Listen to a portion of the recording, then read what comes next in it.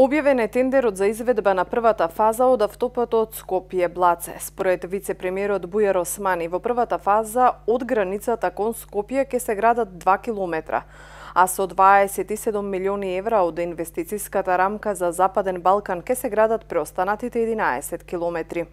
Автопатска делница од околу 12,4 километри, кој што поради географската комплексност и бара поголеми финансиски средства. Започнавме со апликација до инвестицискиот фонд за Западен Балкан за проектирање. Ги добивме првите милион евра, кои што заедно со постоечките средства со околу 1,3 ангажиравме американска компанија за да направи проект за првата делница од проектот, за да можеме да почнеме со градба на тој дел со буџетски средства, но се разбира голем предизвик беше да се заокружи финансиската конструкција за останатиот дел.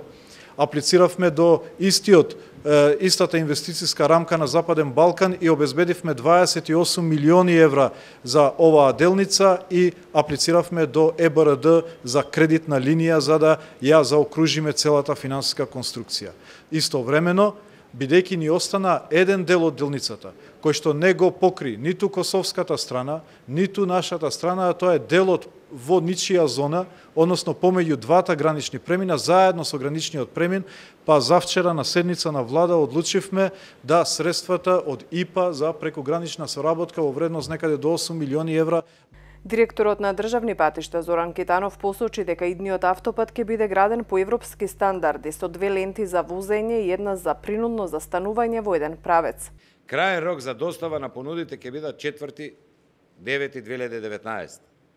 Идниот автопат ќе биде изграден според европски стандарди со 2 ленти за возење и една лента за принудно застанување во еден правец.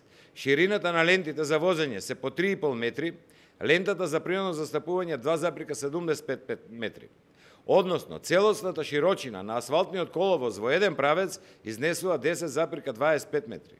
Средниот појас е 4 метри. Брзината на движење ќе биде 100 км на час. Струмичката бизнес заедница од предизвестно време чека да се реализираат најавите за оваа делница. Сметаат дека со тоа ќе се интензивира и така добрата трговска соработка меѓу Македонија и Косово. Соработката Косово и Македонија е традиционална уште од времето на бившите југословенски простори. Веруваат во нашите производи и ние имавме еден период кога уште се пронаоѓавме и со квалитативно и квантитативно и со капацитети, така да отворена е цело време отворена соработката, лесно се влегува, македонските производи лесно влегуваат, косовските граѓани ги барат нашите производи, веруваат во нив. Дури мислам овие подобрени политички односи и релаксирани односи направија да уште полесно и економски се полесно се пенетрира на косовскиот пазар.